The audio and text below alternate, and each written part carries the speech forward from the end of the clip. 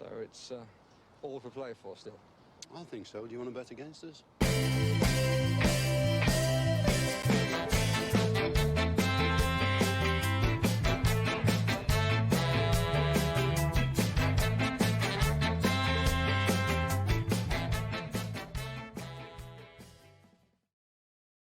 Hi, villains, and welcome to For the Love of Paul McGrath podcast. And no, don't adjust your TV sets. Paddy hasn't taken anti-aging cream, as you can see here beside us, nor has he changed his name. I'm delighted today to welcome in Jacob from the Canary Cast. And Jacob obviously is here to talk to us about Emi Buendia, having seen him for the last 3 seasons with Norwich. I've done a bit of working in myself, but I defer to the professionals in this one and refer to the experts, should I say. So, Jacob, welcome to For the Love of Paul McGrath podcast. Thank you so much for coming on and, agreeing to chat to us today about Emi Buendia. Thank you, mate. I think this will be the very last time I'm able to. So it's a pleasure to be able to kind of, tell yourself and all of your listeners about just how much of a good player he is and how much you're going to look forward to watching him for a few more years to come, I think. Yeah, it's not often, I think, that you have Aston Villa dominate. Well, I'm going to say dominate the airwaves, but they haven't really because of Euro 2020-21. But be the first aggressor in the transfer market, making a big signing, breaking our transfer record, and obviously breaking the seller's fee from the Norwich side as well. But tell us a little more. We've all seen Emi Buendia in the Premier League last year, and some people will have watched him in the Championship. But he's obviously been called up for the Argentinian squad. What makes Emi Buendia tick? What have you guys seen, I suppose, over the last 3 years that really makes you, I suppose, heartbroken, really, that he's leaving your club? Yeah, well, the Premier League was an interesting one. Obviously, only got the 1 goal, got 7 assists. But if you look at the chance created stats, he was up there with the likes of De Bruyne, Grealish. He was in the top 4, Trent as well. And in a team that scored 26 goals, we were like, wow, this kid, whilst he was slightly at times kind of not always at his top level in the Prem. I think he kind of delayed on the ball a bit, gave away a couple of silly penalties. It was probably in a non-COVID market we would have lost him. But now we're back. Now we obviously had that issue that no one really wanted to take that risk on him. We were obviously always going to want the same amount of money even when we went down. And in the Championship, there was a couple of rumours about him at the start of the season. It was like, oh, okay, he might not really want to play ball. It kind of seems to have come out that we said to him, look, Emi, you have a good season and we'll let you go regardless of who comes in for you. They match the offer that we want, then you will go. He's just gone on and been absolutely tremendous. Like, I've never seen, for me, in such in-depth a player that is such a elevated force in a league. Every single game, it was just, he just took the ball on and you could just tell that the defence was petrified of him. And 15 goals, 17 assists from 39 games. You look at that, 32 goal contributions. I think it was about 42% of our goals he contributed to, which is not bad for obviously the champions. And we would not have finished in those top 2 places without him. I think that shows just how good he was, and he is definitely Premier League ready. I think the only surprise from Norwich fans is that it was Villa, simply because we think he's probably European ready. And what you'll probably look at again, as soon as he fits into that system and is ready to go, you'll probably look at a guy and go, wow, the ceiling for him, there is no ceiling, because his potential is unlimited, really. That's really interesting. You spoke of a guy that took the ball down, carried the play to the opposition, was pivotal in goal creations, goal attempts, 42% you mentioned there. Sounds really familiar to me. I'm going to be honest with you, Jacob. Sounds really, really familiar. It sounds like he's maybe a shorter, more Spanish-speaking Jack Grealish. And it plays on the right-hand side. No, it feels exactly like that, because without him, we've won 2 games in 3 years without him. Hasn't missed that many, not through injury, more mainly through suspension, which we'll go on to later about his discipline. That's probably one of 2 chinks in his armour. But no, if you watch our games regularly or even just through the YouTube clips, the whole Daniel Farke system, he's obviously been there the last 4 years, it all goes through Emi Buendia from that right-hand channel. He drifts in and can kind of create wherever he wants to. And it just doesn't look the same without him. I think, again, this season, we will have to kind of slightly alter our game simply because he's gone, because it just all flows and went correct. When you take him out, it looks wrong. You're like, wow, there's a massive Emi-shaped hole. And now it's going to be very interesting to see how we replace him. But no, he's magnificent. And it's probably the best kind of comparison I can give you guys about Grealish is us about Emi Buendia, really. Yeah, and I think this is probably what prompted Aston Villa to, pull out the wallet, maybe write a check for not more than they wanted to spend on Emi Buendia, but maybe for their first transfer of the off season, to go in just to break the bank like they have, because we have heard from Dean Smith and from Christian Purslow, less so, but we have heard from rumblings from the club that it won't be 100 million season again, like off season, like it has been for Aston Villa the last two off seasons. Now we'd be absolutely delighted if they call our bluff and they do it. Like, as you know, every football fan wants to blow the budget and to buy the best players and make an attempt for the top, but to spend what's rumored from anywhere between 30 to 40 million on Emi Buendia, not even including transfer add-ons and so on, just probably goes to show how highly that Norwich think of him as well. If you're putting in a 10% fee on any future sales, usually that's on the profit of any future sales. So, they must be thinking this guy can go to the moon and back. And when you mentioned that he was Europe ready, that's really gotten me excited, because so far, and I know I've actually listened to your guys' podcast on Buendia, but so far really all that we've got is the highs and the lows from Arsenal fans, and not having a go at them. They've been yes, Buendia is going to put us into the title conversation to, well, we never really wanted him anyway, and that's not really fair of a categorization of Buendia. So brilliant stuff. And thanks so much for giving us that kind of input. But you mentioned one thing there that was so intriguing to me. You mentioned you brought Daniel Farke in there. And I think he is an absolutely brilliant case study for management within the British system. And I know we're going a small bit off piste with Buendia there, but he plays a 4-2-3-1. And what do you think you mentioned that like everything goes through Emi Buendia and like, if we can put everything through the left-hand side for some games, the right-hand side for other games through Buendia and Grealish, look, no one's going to complain about that. But what do you think the main aspects of Farke ball or whatever, whatever they call it? I know there's some name for it, but what are the main aspects of that for Norwich at the moment? And what is it that actually makes Buendia so pivotal to it? But it was quite interesting. It's kind of developed over the last couple of years. So when we won the championship a couple of years ago, obviously we played you guys yourself as well, and it was very, very possession based. It was 70% more often than not, and kind of just the fluidity is something we've never seen. Interchanging of roles between the front three behind Pukki, and it was pass the ball to death until we get through. And then did the same with the Premier League, and we got basically annihilated. The fullbacks were too high, and then you kind of got on the counter-attack, as you guys will know, the Premier League's just a different beast. Once you make a mistake, our midfield was quite poor. We had technicians rather than kind of powerhouses in there. There was no real legs, and we just kind of got overrun. And this season, we've kind of just gone a bit more tall, physical, and pace. They've been the main three attributes, and kind of a little bit more street smart. Whilst we've still had a lot of the ball, we've been able to grind out results. So we've kind of defensively would be a hell of a lot better, and that's something that Emi does so well. As a right winger, especially from like the kind of flamboyant South American countries, you'd think, oh, he'll attack well, but he might not defend well. No, this guy, if you look at his heat map, he'll go anywhere. It doesn't matter if he's on the ball or not, he'll go and win it back. Sometimes in his first year, he's a little bit sloppy, gave away a couple of penalties, but it wasn't for a lack of trying. He will go wherever he needs to go to get that ball and will win it back. He will not give up. Sometimes the red mist can come over, and you will be able to see. There was a game we did a live stream on. He got kicked a few times. We were like, bookmark, yellow card, guaranteed. 20 minutes later, he gets that yellow card and gets subbed off, because it's like, with Emi, he kind of sometimes throws the arms up in the air without fans. You can hear him swearing a lot. He sometimes has a clash with Daniel Farke, but it's that love-hate. He whinges at times, but he doesn't get the ball. But he's so good that you don't really care. He's the only player I've ever seen that has got a red card at Norwich and will find an excuse for anything else. Oh, it's someone who's kicked him, it's their fault, or the ref's dodgy decision. You'll love him that much, you won't really care. Yeah, it's once again you're kind of describing Jack Grealish. Bar the red cards, you're kind of describing Jack Grealish.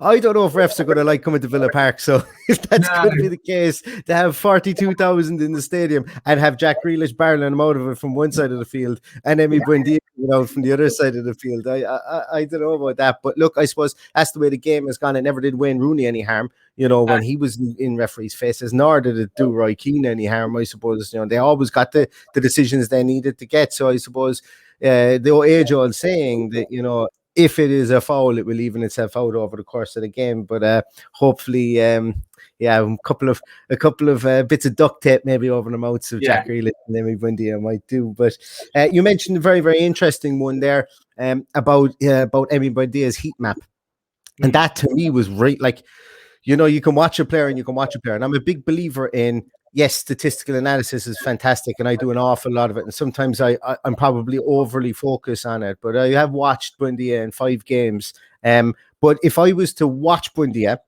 and not look at his statistics, if I was to just look at his statistical analysis and not watch Buendia, I might come away with maybe about 65 to 70% of what the statistical analysis says. But there's this 30%, and I'm going to call it 30% of magic, because when you look at the opposite side, when you watch him play and you don't look at the statistical analysis and you don't see how far he actually does track back and how often he does that and how good he is in defense, it's a real mind blower. But talk to me about his defensive duties, because he's only a slight guy. He's only like 5'4", 5'6", 5'7". Like he's not a tall guy. He's not a slight guy. He plays with he looks like a kid, to be honest with you. When he's out in the field, but he's not afraid to win back possession. And I think it was against Sheffield Wednesday when Todd Cantwell scored the absolute belter, that he busted gut to get back to the middle of the field, won the ball back, stood up and played an absolute beauty of a pass to Cantwell for the goal. Was that an anomaly, or is that a feature of his game? Sums him up. Actually, that goal perfectly sums Emi Buendia up. He takes the free kick. The free kick is rubbish. Free kick, they never let him on a free kick. He's never scored one. I think he's had one on target in his whole Norwich career, but he still takes them because he's obviously the main man. Free kicks, just write that down as the chink in the armour. Puts a bad ball in, ball gets cleared, and then he goes and wins it back because he's so frustrated at himself. And then he's got Ben Gibson next to him, who's on our team. He pushes him out of the way and goes, look, this is my ball. And then, like you say, plays a beautiful ball to Todd Cantwell, who barely needs to break his stride, and then it's a wonderful finish. That is Emi Buendia in a nutshell. Frustration and then wonderfulness. He's on such a fine line.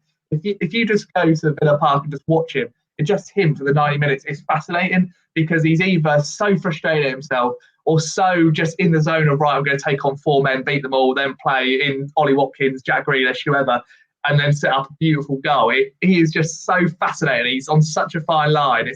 It really is. He's such a great player to watch. And like you say, defensively, he's magnificent. He'll go and win the ball back. Like you say, he's slight, only 5'7", but he puts his body in so well, and he's bulked up well over the last few years. He's got himself used to kind of the Championship and Premier League rigours. And also South American, it's almost like he plays in a cage at times. He is just so aggressive, so I want that ball back now. It is fascinating to watch. But he will never be one of those players who loses it and doesn't win it back. He will be on it like so much. He's brilliant like that. The big question I think all Villa fans are going to be screaming at this podcast about is, yes, we know he plays from the right-hand side predominantly for Norwich. Every single Villa fan, if you were to put truth serum, will say, yeah, look, we're going to play him through the centre. We're going to play him in the 10 role. Can he play the 10 role?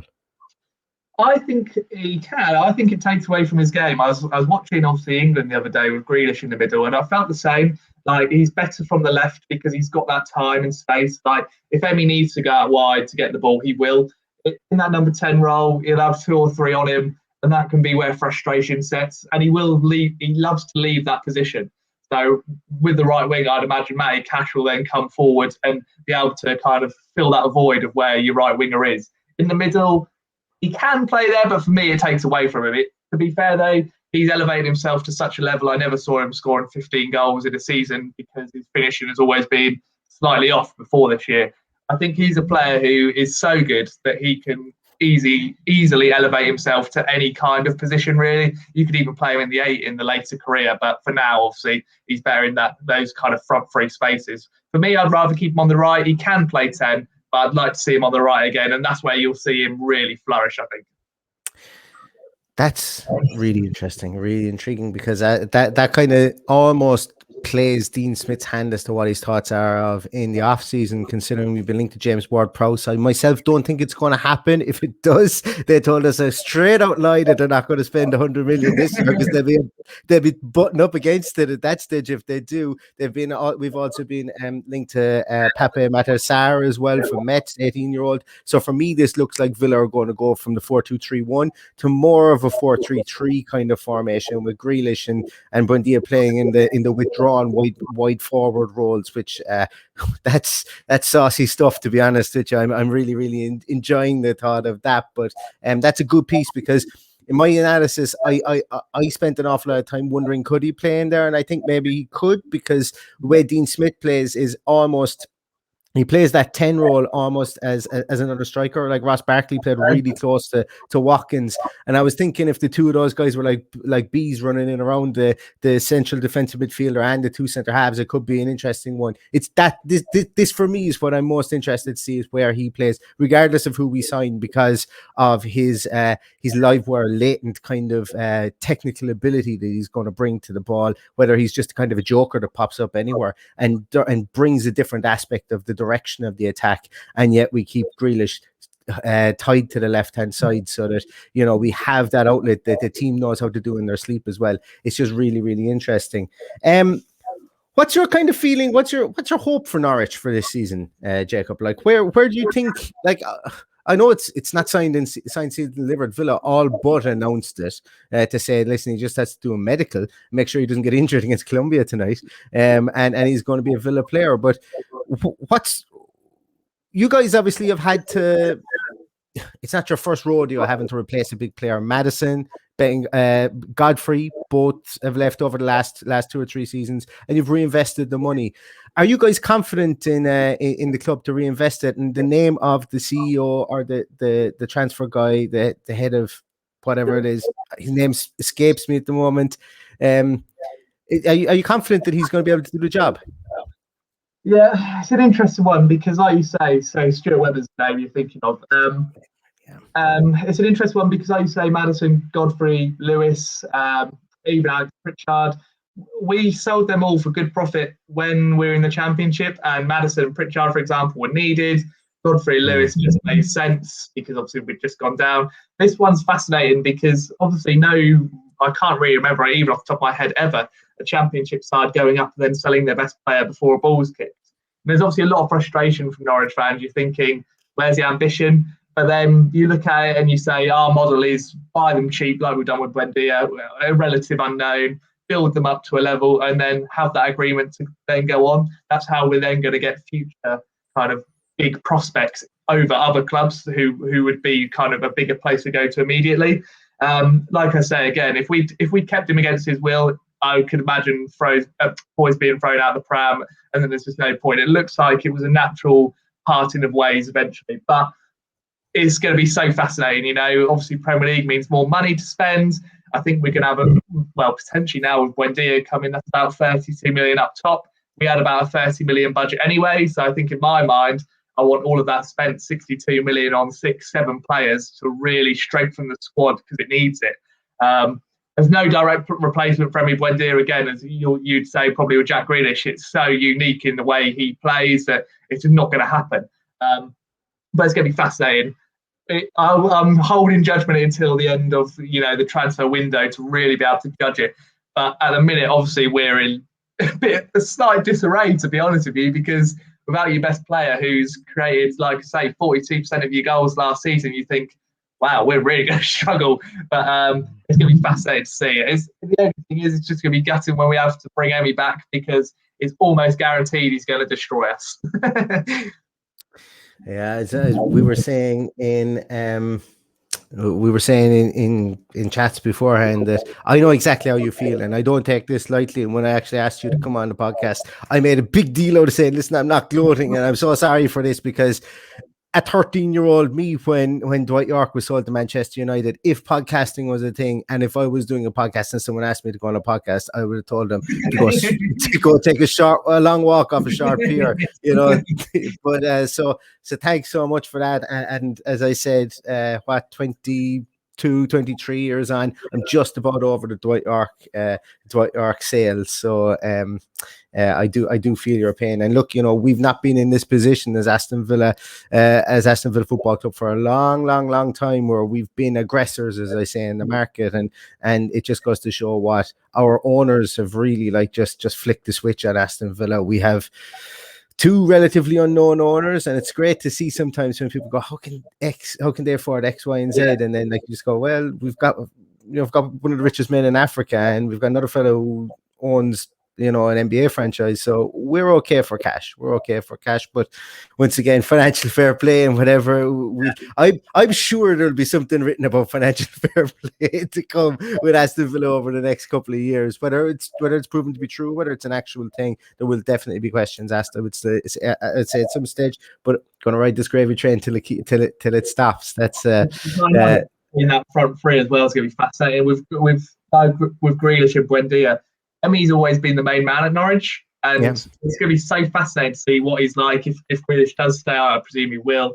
I think he will too, yeah. He wants the ball so much, Emi. And Jack, there's so many comparisons you could make. Jack's on a different level at the moment. Of course he is. Watching him for England, it's wow. He is incredible. Emi can easily get to that level, and it's just going to be such a good watch. To be honest, Watkins is the luckiest forward, I think, in the Premier League. To be honest, just the amount of chances they can make for him is going to be absolutely crazy, really.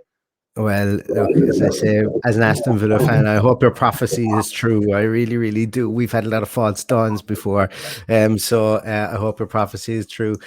Jacob, thank you so much for coming on. Do you want to plug your podcast? I do know for a fact that a lot of the guys here that listen to this podcast like to do their own recce on opposition when it's coming up to games. So do you want to plug the Canary Cast? Yeah, Canary Cast everywhere, YouTube, Twitter, Instagram, all that good stuff. We've obviously got an Emi Buendia video out, which kind of talked about it. I was quite emotional after that one. It was a bit of sweet moment. There'll be another one coming out when it's actually confirmed. So if you want to do any other recce's, we've done Arsenal videos before where we that's where we expected him to go to start off with. Kind of a summary of what he's been like and how good he is, like we've done today. So if you can go and look over that'd be brilliant. And we've had loads of Villa fans kind of comment on the most recent video, which has been great because they kind of like yourself. There's been a lot of respect there, which I appreciate a lot. Where Arsenal fans were like, he's coming, he's too big not to, he's brilliant. Whereas you guys have gone, no, we've just got the money now, and it is the next step. Basically, it's unfortunate that he's obviously had to leave you guys. So it's been much appreciated, the kind of Villa support, and I'm looking forward to seeing what he does. It's one of those where, like I say, I think in 2 years, with injury aside, touch wood, I can't see any reason why he then isn't 60, 70, 80 million pound player. I really can't. And that will butter parsnips in both Norwich and in the boardrooms of both Norwich and Aston Villa. So there's a vested interest there as well. Well, Jacob, thanks so much for popping onto the podcast. Really, really appreciate your time, guys. You can catch Jacob and the podcast on at Cast Canary. You can catch us on at Love McGrath Pod. Yeah, I think that's what my Twitter handle is. I think it's at Love McGrath Pod. I always forget my Twitter handle. There's only one for the Love of Paul McGrath podcast, so it's very easy to find it until imposters come along. But thanks everybody so much for listening. It's going to be really interesting. I will be watching. I will be following Norwich with great aplomb this year just to see how they do, because teams that have come up and gone down straight away. Learning from those, I don't want to say mistakes, but learning from that season and pushing on is going to be really, really interesting. But Jacob, thank you so much for popping on, and wish you all the best for the season. Yeah, thank you. No worries. Pleasure as always. Excellent. Thanks, guys. We will see you again later on in the week. We've got a couple of more podcasts coming up. Paddy is back from his jollies as well. And in the meantime, all that's left to say is up the Villa.